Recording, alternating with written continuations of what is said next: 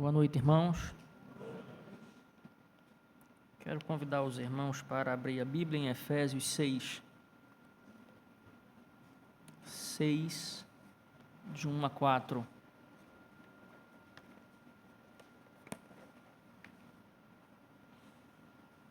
Carta que o apóstolo Paulo escreveu aos Efésios, capítulo 6, do 1 ao 4.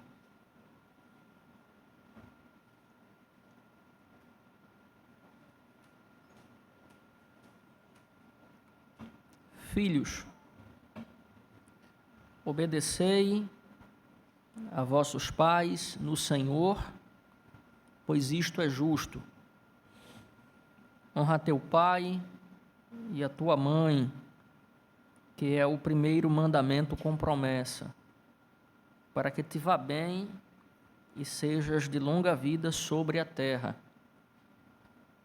E vós, pais, não provoqueis vossos filhos a ira, mas criai-os na disciplina e na admoestação do Senhor. Hoje é uma data muito especial, que vai muito além da mera formalidade. É conhecida a crítica daqueles que dizem que o calendário ele tem uma mera função mercadológica. Há um comentário muito comum de que as datas do nosso calendário têm a função de superaquecer o comércio. Mas eu conheço uma quantidade imensa de pessoas que, sinceramente falando, elas não estão nem aí para o comércio. Pessoas que realmente se alegram com a data do dia de hoje, segundo domingo do mês de agosto. Tem pessoas que dizem assim: o dia dos pais é todos os dias. E muitas destas pessoas que assim o dizem nem honram a pai e nem lembram. E criticam aqueles que fazem continuamente e que o fazem na data de hoje. Então, a data de hoje é uma data muito especial. Muitos pais já se foram e outros continuam vivos. Há aqueles que morreram e o tempo conseguiu sepultar a lembrança deles, porque não deixaram nenhum legado. E há aqueles que morreram e eles continuam vivos dentro dos seus filhos, dentro da família. Por quê? Porque a sua imagem simbólica, ela não foi sepultada. Eles ainda falam dentro de nós. Tem 15 anos que eu não tenho notícia do meu pai, a mínima notícia. Não tenho a mínima ideia do que aconteceu ou onde quer que esteja. Eu confesso para os irmãos que eu não lembrei do meu pai hoje. Não lembrei do meu pai.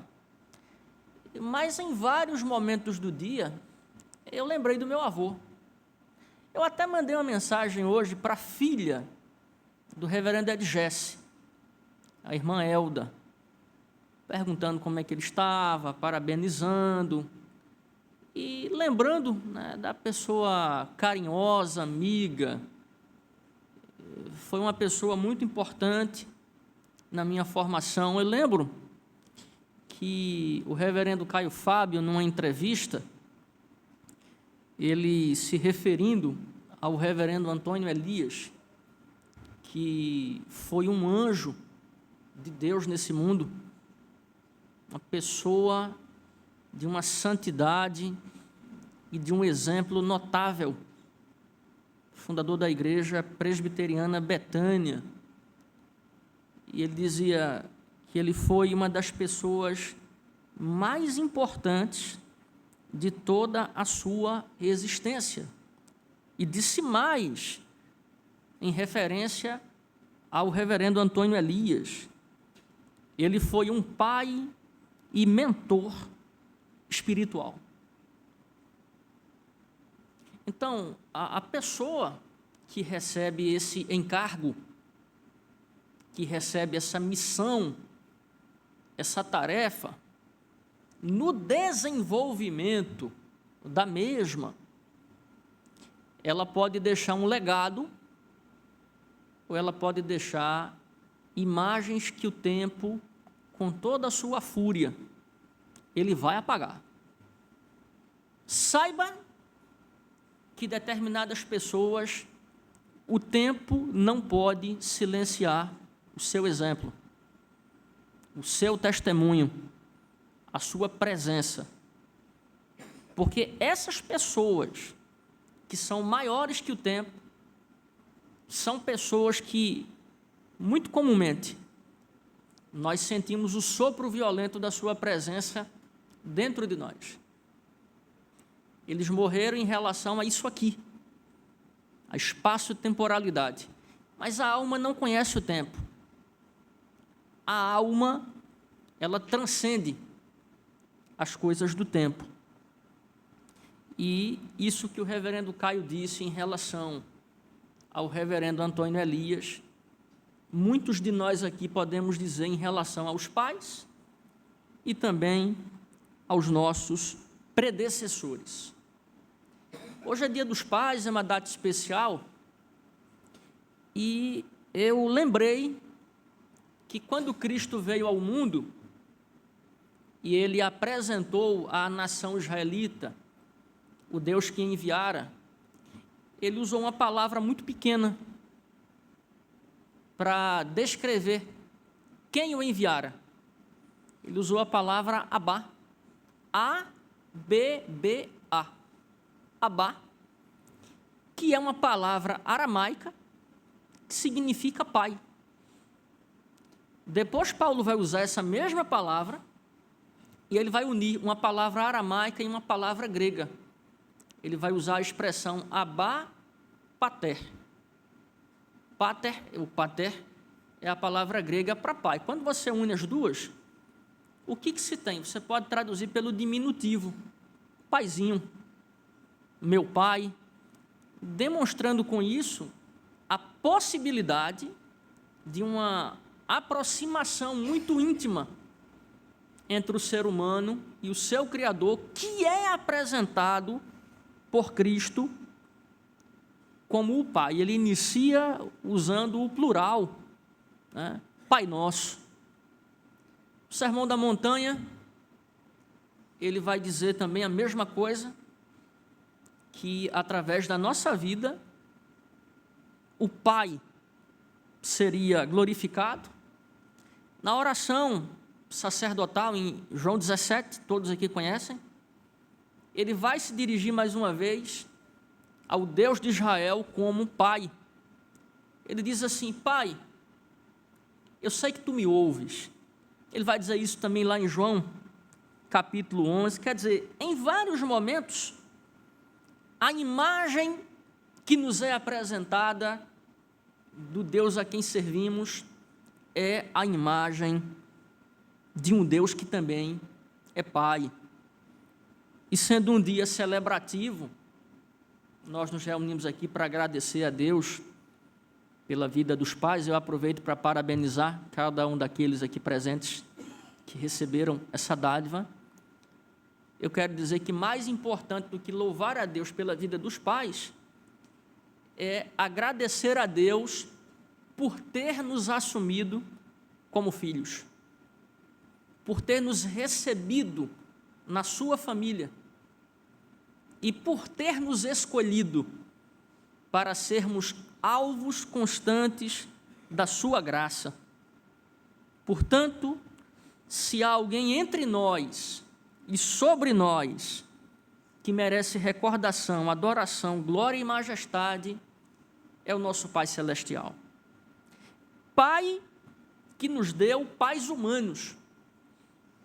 Eu quero lembrar aos irmãos que o nosso Senhor e Salvador Jesus Cristo, ele não teve pai humano biológico, porque ele foi gerado do Espírito Santo. Mas ele era conhecido como o quê? Ele era conhecido como o filho do carpinteiro. Ou seja, da mesma forma que Deus nos assume como filhos, se colocando na condição de pai e nos colocando na condição de filhos, o Deus Todo-Poderoso providenciou uma família para o seu filho. E José foi o instrumento usado por Deus para assumir a paternidade adotiva do nosso Senhor e Salvador Jesus Cristo. Então, o Deus e Pai, como Paulo diz, o Deus e Pai do nosso Senhor Jesus Cristo, que também é o nosso Deus e Pai, ele nos deu pai humanos e os investiu de duas coisas: autoridade e responsabilidades. É sobre isso que Paulo está tratando aqui no texto que nós lemos. Esse texto, ele se encontra num quadro maior que tem a ver com a vida espiritual. Paulo vai dizer assim: não vos embriagueis com o vinho, no qual há dissolução, no qual há contenda, mas enchei-vos do Espírito. E aí ele usa uma cadeia de verbos para descrever o que significa ser cheio do Espírito, e o último desses verbos é o verbo sujeitando-vos. Ele vai dizer como é que o marido se sujeita à mulher, a mulher ao marido, e aqui ele vai dizer como é que os filhos se sujeitam aos pais e como é que os pais se sujeitam aos filhos. E uma vez que ele vai tratar sobre esse modo especial dos pais se sujeitarem, a saber, exercendo a autoridade e não se eximindo das suas responsabilidades, na medida em que os pais, eles encarnam essas duas coisas, é possível aferir a sua integridade diante de Deus e a sua altíssima espiritualidade. E fazendo isso, cada pai, ou seja, exercendo a autoridade, cumprindo com as suas responsabilidades, eles deixarão um legado exemplar para as suas famílias e para os seus convivas. Por isso eu quero meditar com os irmãos, muito brevemente, sobre deixando um legado para as famílias. Como os pais podem deixar um legado para as suas famílias? Aqui nós vamos aprender 3 coisas.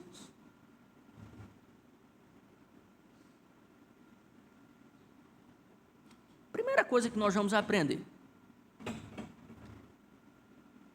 exercendo a autoridade em amor. Nós vivemos num mundo que ele tem ojeriza a palavra autoridade. E sabe o que é pior? Até mesmo dentro da igreja.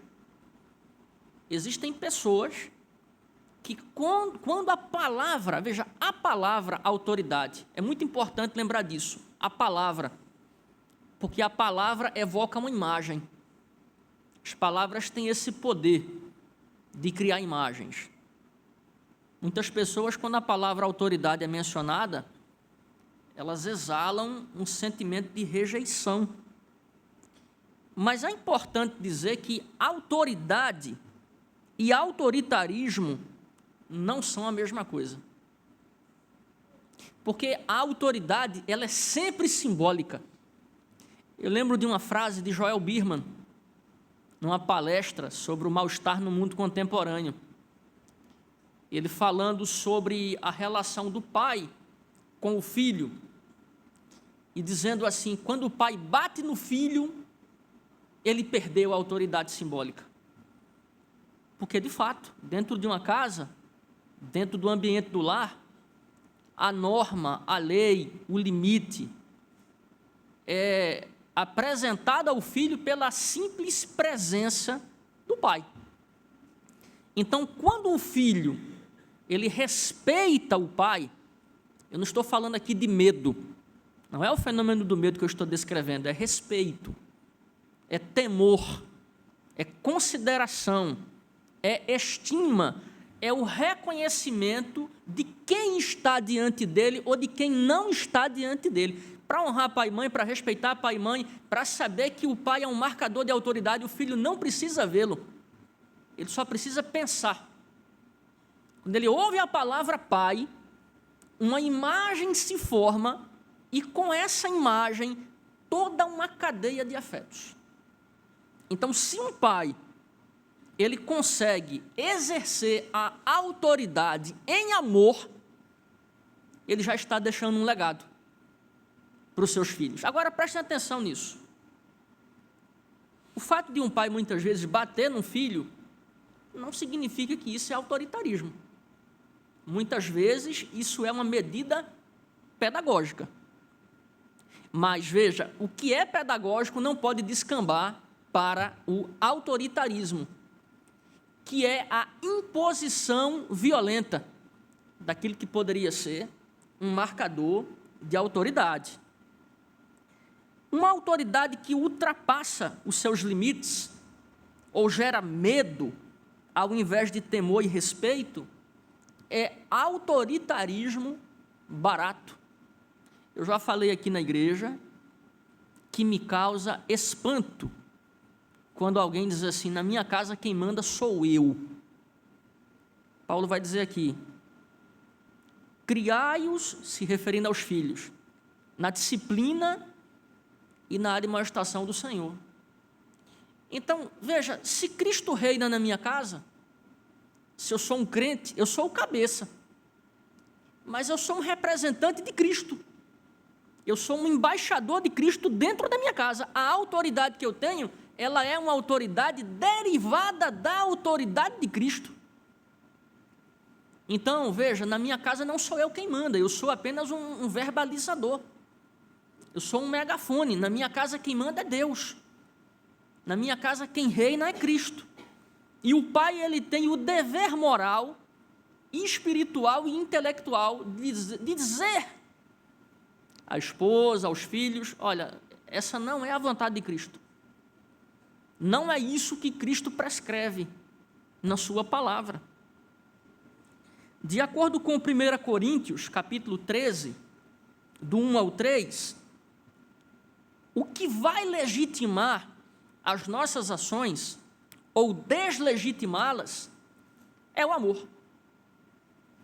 Então, como é que um pai ele pode mensurar o limite da sua autoridade? É quando ele se faz uma pergunta muito simples.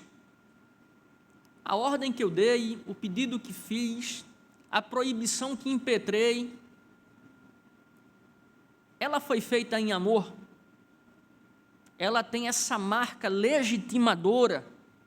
Que não se enganem, tem gente que realmente age sem pensar, faz o que bem entende dentro da casa e depois fica reclamando. Por que meus filhos não me amam? Por que minha mulher não me ama?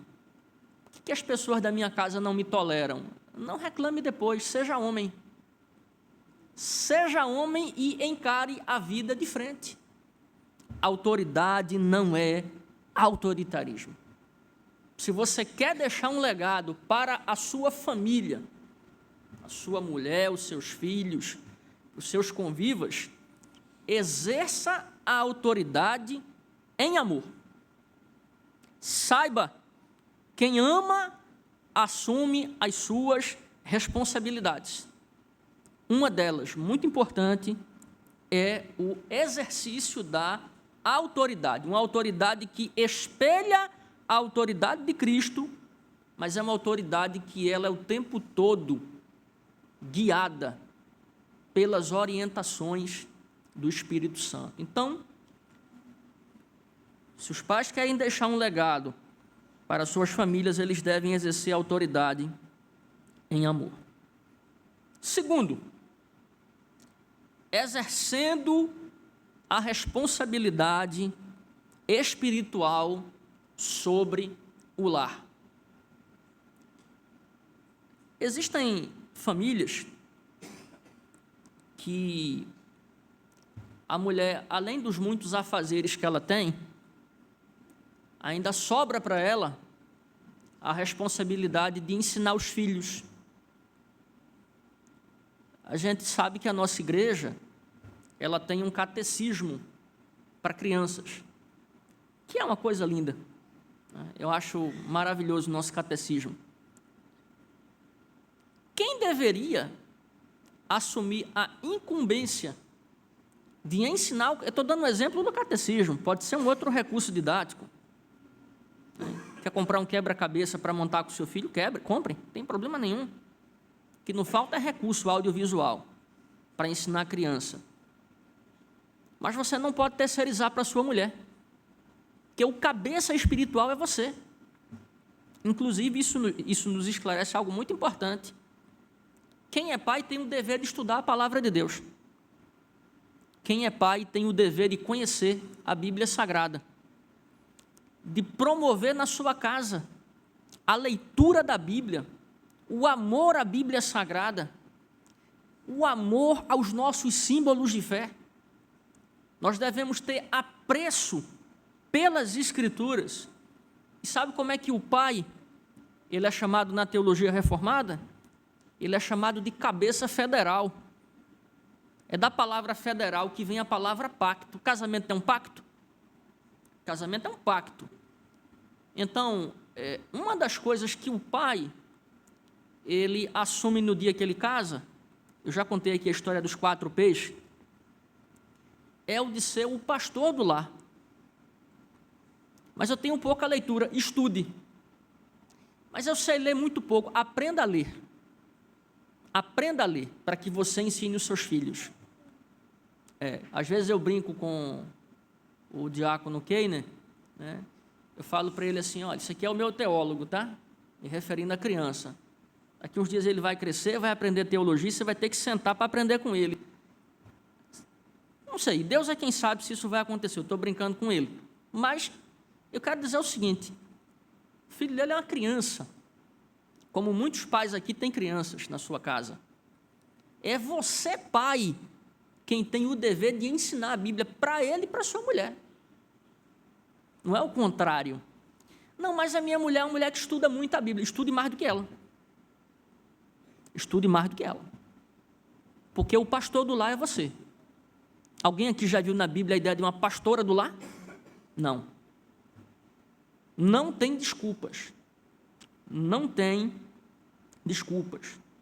Então, ele tem que exercer a responsabilidade. Outra coisa, muitas pessoas dizem assim, mas o meu filho não gosta de orar. A pergunta que eu faço é se ele vê você orando. É se você ora com ele, se você ora por ele. Isso é muito importante. A criança aprende pelo exemplo. Todo mundo aqui sabe que muitas vezes a criança pronuncia certas coisas porque ouviu. É como um megafone. Mas é função sua influenciá-la com palavras que cheirem a palavra de Deus, a prática da oração, a prática da devoção. Inclusive, é um momento muito oportuno para dizer que o pai, ele, por definição, ele tem que ser a vanguarda, né? A palavra vanguarda vem do gaélico, do francês, né? Avant-garde, que significa à frente da guarda. Então, quem tem que estar na frente é o pai. Domingo tem culto. Tome banho primeiro. Se programe primeiro. Seja o primeiro a chamar a sua família. Você quer ver uma coisa terrível? É a ausência da pontualidade. Não é a mulher quem tem que ser pontual, não, é você. Ela pode até cobrar, os filhos podem até cobrar, não tem problema não. Né? Pelo menos a pessoa vai realmente pegando o pique da coisa, mas é você quem tem que chegar primeiro. e a responsabilidade de conduzir a sua família para a igreja. Irmãos, prestem muita atenção no que eu vou falar. Tem muita gente hoje aí sofrendo com os filhos fora da igreja. E a gente sabe que os motivos são os mais diversos. Mas tem muita gente que deixou de cuidar da educação espiritual dos filhos. Ah, ele não quer ir. Ah, ele hoje não quer ir. Eu não vou forçar meu filho a ir. Mas veja, quem é que dá amor a essa criança? Quem é que dá carinho a essa criança? Quem é que educa essa criança? Quem é que provê? Quem é responsável por ele diante dos rigores da lei? É você. É você. Então, enquanto ele estiver debaixo do seu teto, ele é uma responsabilidade sua. Você que é pai tem o dever de conduzi-lo nas veredas da cruz. A impressão que a gente tem aqui, pegando o contexto cultural da época, embora Paulo use aqui a expressão no plural, pais, William Hendrickson, ele defende a tese, eu acho muito interessante, de que a palavra aqui é dirigida ao pai mesmo. Por quê? Porque era assim na civilização greco-romana, né? As mulheres pouco tinham voz ou vez, passaram a ter no ambiente cristão, mas a função aqui mencionada se dirige muito especificamente aos pais. Não é fácil ensinar e incutir no seio da família as verdades eternas. Por isto, os pais contam com a ajuda de Cristo e do Espírito Santo. E ninguém melhor que os idealizadores da família, os criadores e sustentadores da família, para ajudar cada pai dentro do seu lar. Então, essa é a segunda maneira através da qual o pai ele pode, então, deixar um legado para suas famílias, é exercendo a responsabilidade espiritual sobre o lar. Mas tem uma terceira questão que nós aprendemos aqui, que é exercendo o ensino e apontando para Cristo. O que acontece no mundo de hoje? Quase que de maneira geral, é fomentado dentro do lar a formação intelectual. Todos os pais aqui cobram que os filhos estudem, todos. Todos fazem aqui marcação cerrada. Tem que estudar, tem que ir para a escola, né? Tem que realmente cumprir com essa tarefa, com esse estágio. E estabilidade. Quem aqui nunca ouviu a palavra concurso público? Prestar concurso público. É pecado prestar concurso público, pastor? Não, claro que não. Deus tem uma vocação para cada pessoa. Às vezes a pessoa tem mesmo a vocação de trabalhar no funcionalismo público. Não há o que se discutir, nem o que se criticar. Conforto e sucesso. Parece até uma brincadeira o que eu vou falar agora. Mas os pais, eles têm o dever de ensinar os filhos sobre uma coisa chamada cidadania celestial. Quando Paulo escreve aos Filipenses, ele diz assim: vivei de modo digno do Evangelho. Essa palavra vivei, né, que é um imperativo presente, ele está dando uma ordem. A palavra vivei ali tem a ver com cidadania. Ele vai descrever como é a cidadania celestial. A nossa cidadania terrenal é fácil, né? Eu tenho deveres e eu tenho privilégios. As pessoas gostam dos privilégios, mas elas não gostam dos deveres. Por isso que Paulo dá a ordem, ele não pede, ele dá a ordem, vivei. O mesmo vale para quem é pai. Ele tem que formar o seu filho para que ele cresça como um cidadão terreal exemplar. Mas vejam, antes de nós sermos brasileiros, eu sou pernambucano e eu sou cabense. Antes de tudo, eu sou um cidadão dos céus. Eu sou um cidadão do reino. E as leis do reino, elas são muito específicas.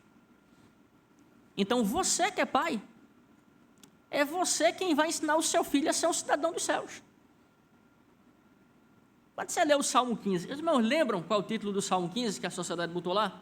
O perfil do verdadeiro cidadão dos céus, né? É o íntegro, né? É o que fala a verdade, é o que não difama, é aquele que jura com dano próprio, por aí vai. Quem é que vai ensinar o seu filho? É o pastor da igreja? É o presbítero da igreja? Tanto quanto possível. Mas eu não convivo com o filho de ninguém o tempo todo. Eu não janto com ele, eu não almoço com ele, eu não tomo café da manhã, eu não boto ele para dormir. É você quem faz isso. Não sou eu. Então, é você quem tem a responsabilidade de ensinar os filhos, apontando para Cristo. Paulo vai dizer aqui, ó, é para criar os filhos na disciplina e na admoestação. Quando eu era muito jovenzinho, antes de me alistar, né, que eu não servia ao exército, eu fui, né, jurei a bandeira, mas não servia ao exército, lamentavelmente. Lá no Cabo é dispensado. Mas eu me lembro da palavra disciplina, né? O exército é um ambiente de disciplina, as pessoas não fazem o que elas querem, elas fazem o que tem que fazer. No ambiente do lar tem que ser da mesma forma. Ninguém pode fazer o que quer, porque se todo mundo faz o que quer, vira uma anarquia. O ambiente do lar é um ambiente de disciplina, mas não é a minha disciplina. Não são as minhas leis, é a disciplina de Cristo e são as leis de Cristo, a doutrina dele. Porque lembre-se, cada filho que você tem, antes de ser seu, ele é de Deus. Os filhos não são herança do Senhor? Ele colocou na sua mão, ele colocou sob a sua responsabilidade e hoje ele está requerendo que você preste contas dessa responsabilidade que ele lhe deu. Então, Cristo é o alvo das nossas vidas. Nossos filhos devem amar a Cristo e espelhar o bom perfume do seu caráter. Nossa oração é que o Deus e Pai de nosso Senhor Jesus Cristo capacite cada pai, do mais velho ao mais jovem. Por que o mais velho? Porque ainda que a educação dos netos ela seja uma educação indireta, porque ele tem pai e tem mãe, mas você que é avô tanto quanto possível, tem a tarefa de participar da educação, servindo você mesmo de exemplo para aquela criança. Se você tem dificuldades, eu quero dizer para você que o Criador da família tem todas as orientações que você precisa. Todas. Não é fácil criar filhos, é um desafio. Vivemos num mundo mau, vivemos muitas vezes sobrecarregados, mas lembre-se de uma coisa: a nossa tarefa diária, primária, começa em casa. E com certeza Deus tem graça, misericórdia, favor imerecido, orientação e tudo quanto for necessário para que os pais vivam para a glória de Deus e deixem um legado para suas famílias. Eu quero finalizar aqui extraindo 3 lições, né, que o texto nos propõe aqui. Autoridade e amor na liderança paterna não se excluem, elas se complementam. Não é que a autoridade está de um lado e amor está do outro, não. Elas estão coladinhas. Não acredite e não aceite quando as pessoas disserem: você não pode ser amigo do seu filho. Sim, você pode e deve ser amigo do seu filho, inclusive ensinando para ele que autoridade e amor caminham lado a lado.